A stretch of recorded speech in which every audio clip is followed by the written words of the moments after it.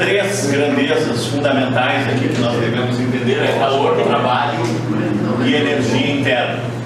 Calor é energia em trânsito devido a uma diferença de temperatura.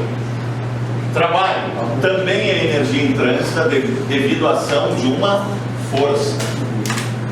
Energia interna tem a ver com fluido ou com gás. É a energia de todas as moléculas que compõem esse gás. Elas estão em movimento. Pode ser associada à energia devido ao movimento dessas partículas ou moléculas que compõem o gás. Primeiro princípio, o que nos diz o primeiro princípio? Que a variação da energia interna do gás é igual à diferença entre a quantidade de calor e o trabalho. Trabalho de um sistema. Se a transformação for isobárica, o trabalho é P vezes a variação do volume. Volume final menos o volume inicial.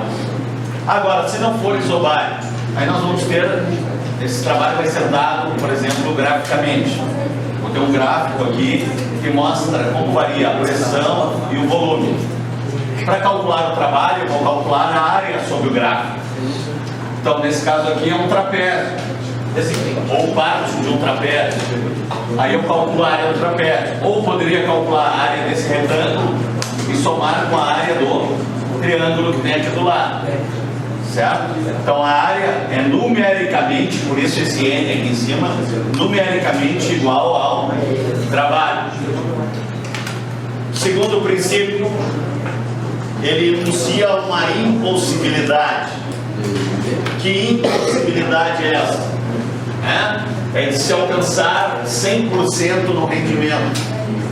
Então sempre que uma máquina térmica realizar o trabalho, eu vou ter perda pelo atrito interno, durante a transferência de calor de um ponto para o outro.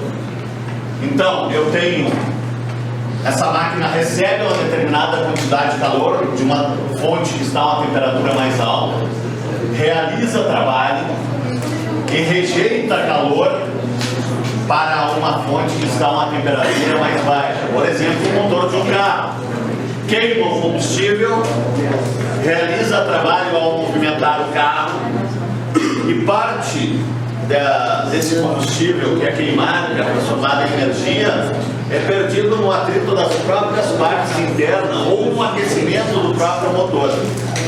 Isto é, não serve para movimentar o carro.